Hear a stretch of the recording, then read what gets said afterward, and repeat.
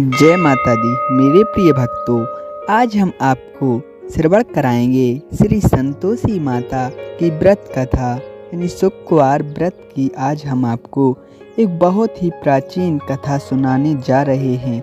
तो माता के प्यारे भक्तों, हमें कमेंट में जय माता दी जरूर लिखिए और हमारे चैनल को सब्सक्राइब करिए। आइए भक्तों, अब हम श्रवण करेंगे माँ संतोषी माता की व्रत कथा। एक बुढ़िया थी जिसके 7 बेटे थे। उनमें से 6 कमाने वाले थे और एक निकम्मा था। बुढ़िया माँ 6 पुत्रों को रसोई बनाकर खिलाती और जो कुछ शेष बचता था उसे 7वें निकम्मे बेटे को खिलाती थी। परंतु वह बहुत भोला भाला था। एक दिन वह अपनी बहू से बोला, देखो मेरी माँ का मुझ पर कितना अपार प्रेम है। वह बोली, क्यों नहीं, सबका जूठा बचा हुआ भोजन तुमको खिलाती है। वह बोला, ऐसा कभी नहीं हो सकता है। मैं जब यह अपनी आँखों से देख नहीं लूँगा तब तक नहीं मान सकता। कुछ दिनों बाद बड़ा त्योहार आया। घर में 7 प्रकार का भोजन और चूरमे के लड्डू बने। वह जांचने को सिर दर्द का बहाना कर पतला कपड़ा सिर पर ओढ़े रसोई में सो गया। वह कपड़े में से सब देखता रहा। 6 भाई भोजन करने आए। उसने देखा माँ उनके लिए सुंदर आसन बिछा नाना प्रकार की रसोई परोसी और उन्हें आग्रह करके जिमाया। वह देखता रहा। 6 भाई भोजन करके उठे। तब माँ ने उनकी झूठी थालियों में से लड्डुओं के टुकड़े उठाकर लड्डू बनाया। झूठन साफ कर बुढ़िया माँ ने पुकारा, बेटा 6 भाई भोजन कर गए हैं, अब तू ही बाकी है, उठना कब खाएगा। वह कहने लगा, माँ मुझे आज भूख नहीं लगी है, मैं अब परदेश जा रहा हूँ। बुढ़िया माँ बोली, कल जाता हो सो आज ही चला जा। यह कहकर घर से निकल गया। चलते समय पत्नी की याद आई। वह गौशाला में उपले थाप रही थी। वहाँ जाकर बोला, हम जाबेंगे परदेश को, आबेंगे कुछ काल, तुम रहियो संतोष से, धर्म आपनो पाल। बहू बोली, जाओ पिया आनंद से, हमेरा सोच हटाए, राम भरोसे हम रहें, ईश्वर तुम्हें सहाय। लड़का बोला, देव निशानी आपनी, देख धरूं में धीर, सुध मत हमारी बिसारियो, रखियो मन गंभीर। वह बोला, मेरे पास तो कुछ भी नहीं है, यह अंगूठी है सो ले लो और अपनी कुछ निशानी मुझे दो। वह बोली, मेरे पास क्या है, यह गोबर भरा हाथ है। यह कहकर उसकी पीठ पर गोबर के हाथ की थाप लगा दी। वह चल दिया। चलते चलते दूर देश में पहुंचा। वहां एक साहूकार की दुकान थी। वहां जाकर कहने लगा, भाई मुझे नौकरी पर रख लो। साहूकार को आदमी की ज़रूरत थी। वह बोला, रह जाओ। लड़के ने पूछा, तनख्वाह क्या दोगे? साहूकार ने कहा, काम देखकर दाम मिलेंगे। साहूकार को नौकरी मिली। वह सवेरे से शाम तक नौकरी बजाने लगा। थोड़े दिनों में दुकानदार के 7-8 नौकर थे। वे सब चक्कर खाने लगे कि यह बहुत होशियार बन गया है। सेठ ने उसका काम देख 3 महीने में ही उसे आधे मुनाफे का हिस्सेदार बना लिया। वह कुछ वर्षों में नामी सेठ बन गया और मालिक सारा कारोबार उस पर छोड़कर बाहर चला गया। अब बहू पर क्या बीती सो सुनो। सास ससुर इसे दुख देने लगे। सारी गृहस्थी का काम करावें, उसे लकड़ी लेने जंगल में भेजें। इतने पर भी घर में जो भूसी निकलती थी उसकी रोटी बनाकर रख दी और फूटे नारियल की नरेली में पानी। इस प्रकार दिन गुजरते रहे। एक दिन वह लकड़ी लेने जा रही थी कि रास्ते में बहुत सी स्त्रियां संतोषी माता का व्रत करती मिल गईं। उन्हें देखकर वह वहां खड़ी होकर कथा सुनने लगी और पूछने लगी, हे बहनों, तुम किस देवता का व्रत कर रही हो? इसके करने से क्या फल मिलता है? मुझे भी विस्तार पूर्वक बताइए। व्रत करने की क्या विधि है? तब वह स्त्रियां बोली, सुनो, यह संतोषी माता का व्रत है। इसके करने से निर्धनता और दरिद्रता का नाश होता है। लक्ष्मी घर में आती है और मन की चिंताओं का नाश होता है। घर में सुख आने से मन को प्रसन्नता और शांति मिलती है।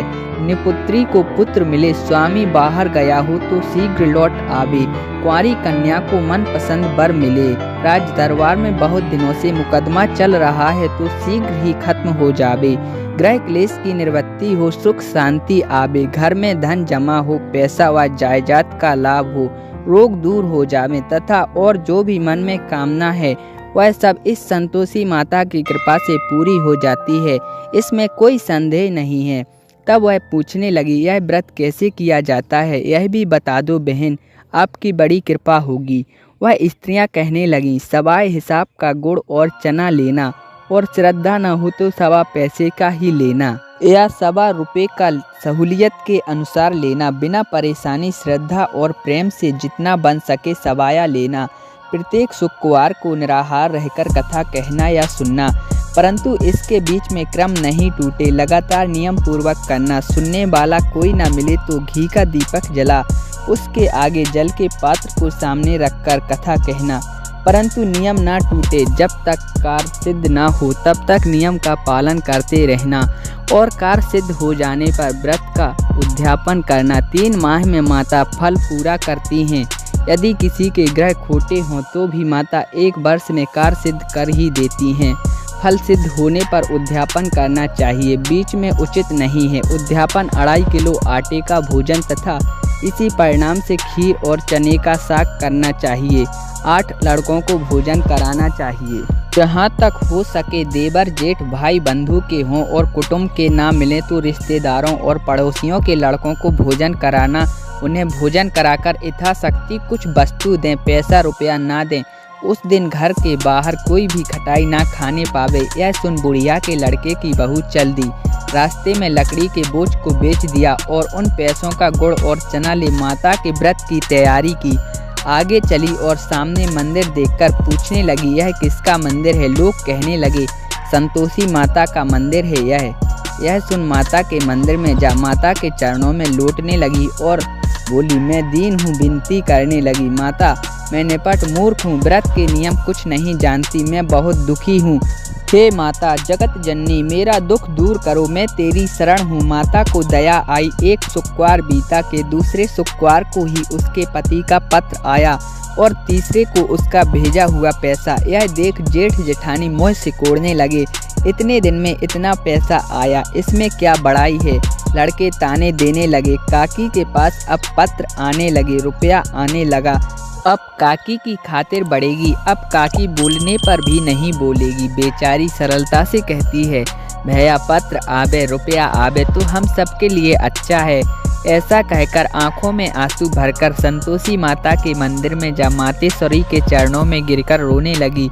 माँ, मैंने तुमसे पैसा कब मांगा है? मुझे पैसे से क्या काम है?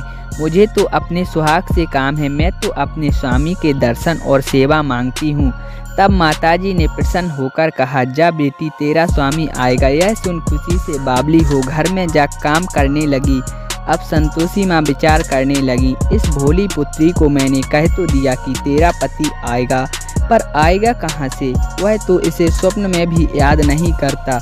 उसे याद दिलाने के लिए मुझे जाना पड़ेगा। इस तरह माताजी उस बुढ़िया के बेटे के पास जा स्वप्न में प्रकट हो कहने लगी, साहूकार के बेटे सो रहा है या जागता है? वह कहने लगा, माता सोता भी नहीं जागता भी नहीं हूँ, बीच में ही हूँ, कहो क्या आज्ञा है? माँ कहने लगी, तेरे घर बार है या नहीं? वह बोला, मेरा सब कुछ है माता, माँ बाप है, भाई बहन है, बहू है, क्या कमी है? माँ बोली, भोले पुत्र, तेरी बहू घोर कष्ट उठा रही है, तेरे माँ बाप उसे बहुत दुख दे रहे हैं, वह तेरे लिए तरस रही है, तू उसकी सुधि ले। वह बोला, माता जी यह मुझे मालूम है, परंतु जाऊं कैसे? परदेश की बात है, लेन देन का कोई हिसाब नहीं है, कोई जाने का रास्ता नजर नहीं आता है, कैसे जाऊं? माँ कहने लगी, मेरी बात मान, सवेरे नहा धोकर संतोषी माता का नाम ले, घी का दीपक जला, दंडवत प्रणाम कर, दुकान पर जा बैठ, देखते देखते तेरा सब लेन देन चुक जाएगा, सांझ होते होते धन का भारी ढेर लग जाएगा। अब वह सवेरे बहुत जल्दी उठ भाई बंधु से अपने सपने की बात कहता है। वे सब उसकी अनसुनी कर दिल लगी उड़ाने लगे, कहीं सपने भी सच होते हैं। एक बूढ़ा बोला, देख भाई मेरी बात मान, इस प्रकार साच झूठ के बदले देवता ने जैसा कहा है वैसा करने में तेरा क्या जाता है। अब बूढ़े की बात मानकर वह नहा धोकर संतोषी माता को दंडवत प्रणाम कर घी का दीपक जला दुकान पर जा बैठता है। थोड़ी देर में क्या देखता है कि देने वाले रुपया लाने लगे। कोठे भरे सामानों के खरीदार नगद दाम दे सौदा तय करने लगे और शाम तक धन का ढेर लग गया। मन से माता का नाम ले चमत्कार देख प्रसन्न हो घर ले जाने के वास्ते गहने कपड़ा और सामान खरीदने लगा और यहाँ के काम से निपट तुरंत घर को रवाना हुआ। वहाँ बहू बेचारी जंगल में लकड़ी लेने जाती है और लौटते समय माता जी के मंदिर में विश्राम करती है, क्योंकि वह तो उसके रुकने का स्थान ठहरा। धूल उड़ती हुई देख वह माता जी से पूछती है, हे माता, यह धूल कैसे उड़ रही है। माँ कहती है, हे पुत्री, तेरे पति आ रहे हैं आज। अब तू ऐसा कर कि लकड़ियों के 3 बोझ बना ला, एक नदी के किनारे रख और दूसरा मेरे मंदिर पर और तीसरा अपने सिर पर रख। तेरे पति को लकड़ी का गट्ठा देखकर मोह पैदा होगा, तब वह यहाँ रुकेगा और भोजन बना खाकर माँ से मिलने जाएगा। तब तू लकड़ियों का बोझ उठाकर जाना और बीच चौक में गट्ठा डालकर 3 आवाज़ें जोर से लगाना कि सासू जी लकड़ियों का गट्ठा लो और भूसी की रोटी व नारियल के खोपड़े में पानी दो। आज कौन मेहमान आया है। बहुत अच्छा माता जी, बहुत अच्छा। ऐसा कहकर वह प्रसन्न हो लकड़ियों के 3 गट्ठा ले आई और एक नदी पर एक माता जी के मंदिर पर रखा। इतने में ही मुसाफिर आ पहुंचा। लकड़ी सूखी देख उसकी इच्छा उत्पन्न हुई कि आज अब यहीं निवास करें और भोजन बना खा पीकर गांव को जाएं। इस प्रकार रुककर भोजन बना विश्राम करके वहां गांव को गया। सबसे प्रेम से मिला। उसी समय बहू सिर पर लकड़ी का गट्ठा लिए मतवाली हो आती है और लकड़ियों का भारी बोझ आंगन में डाल जोर से 3 आवाज़ें देती है, लो सासू जी लकड़ियों का गट्ठा लो और भूसी की रोटी और नारियल के खोपड़े में पानी दो। आज कौन मेहमान आया है। यह सुनकर उसकी सास बाहर आने पर अपने दिए हुए कष्टों को भुलाने हेतु कहती है, बहू ऐसा क्यों कहती है। तेरा मालिक आया है, आ बैठ, मीठा भात खा, भोजन कर, कपड़े पहन। इतने में आवाज़ सुनकर उसका स्वामी बाहर आता है। अंगूठी देख व्याकुल होता है। माँ से पूछता है, माँ यह कौन है। माँ कहती है, बेटा यह तेरी बहू है। आज 12 वर्ष हो गए हैं जब से गया है, तब से सारे गांव में जानवर की तरह भटकती है। घर का कामकाज करती नहीं, 4 समय आकर खा जाती है। अब तुझे देखकर भूसी की रोटी और नारियल के खोपड़े में पानी मांगती है। वह लज्जित होकर बोला, ठीक है माँ, मैंने इसे भी देखा और तुम्हें भी देखा। अब मुझे दूसरे घर की ताली दो, मैं उसमें रहूंगा। तब माँ बोली, ठीक है बेटा, तेरी जैसी मर्जी हो। यह कहकर ताली का गुच्छा पटक दिया। उसने ताली लेकर दूसरे मकान में जा तीसरे मंजिल के ऊपर एक कमरा खोलकर सारा सामान जमाया। एक दिन वहाँ राजा के महल जैसा ठाठ बन गया। अब क्या था, वह दोनों सुख भोगने लगे। इतने में अगला शुक्रवार आया। उसने पति से कहा, मुझे संतोषी माता के व्रत का उद्यापन करना है। उसका पति बोला, बहुत अच्छा, बड़ी खुशी से कर लो। तुरंत ही उद्यापन की तैयारी करने लगी। जेठ के लड़कों को भोजन के लिए कहने गई। उसने स्वीकार कर लिया, परंतु पीछे से जेठानी ने बच्चों को सिखा दिया, देखो रे, भोजन के समय सब लोग खटाई मांगना, जिससे इसका उद्यापन पूरा ना हो। लड़के जिमने आए, खीर पूरी खाकर पेट भर गया, परंतु वह बात याद आते ही कहने लगे कि हमें खटाई दो, खीर खाना हमें अच्छा नहीं लगता, देखकर अर्ची होती है। यह सुन बहू कहने लगी, खटाई किसी को नहीं दी जाएगी, यह संतोषी माता का प्रसाद है। लड़के उठ खड़े हुए और बोले, नहीं तो पैसा दो। भोली बहू कुछ जानती नहीं थी, उन्हें पैसे दे दिए। लड़के उसी समय हट करके इमली लेकर खाने लगे। यह देख बहू पर माताजी ने कोप किया। राजा के दूत उसके पति को पकड़ कर ले गए। बहू को यह बात सहन नहीं हुई। वह रोती रोती माताजी के मंदिर को गई और कहने लगी, माताजी यह तुमने क्या किया। हंसाकर अब क्यों रुलाने लगी। माताजी बोली, पुत्री तूने अभिमान कर मेरा व्रत भंग किया है, इतनी जल्दी सब बातें भुला दी। वह बोली, अब भूलना होगी माँ, अब यह बताओ वे वापस कैसे आवेंगे। माँ बोली, जा पुत्री, तेरा पति तुझे रास्ते में आता हुआ मिलेगा। वह निकली तो मार्ग में उसका पति आता हुआ मिला। वह पूछती है, तुम कहाँ गए थे। तब वह कहने लगी, इतना धन जो कमाया था उसका कर राजा ने मांगा था, वह भरने गया था। वह प्रसन्न होकर बोली, भला हुआ, अब घर पर चलो। घर गए तो कुछ दिन बाद ही सुकुमार आया और उसने उद्यापन किया। वह फिर जेठ के लड़कों को भोजन की कहने गई। जेठानी ने लड़कों को सिखा दिया कि तुम भाई पहले की तरह ही खटाई मांगना। लड़के भोजन के समय कहने लगे, हमें खीर नहीं भाती जी, बिगड़ता है, कुछ खटाई खाने को दो। वह बोली, खटाई खाने को नहीं मिलेगी।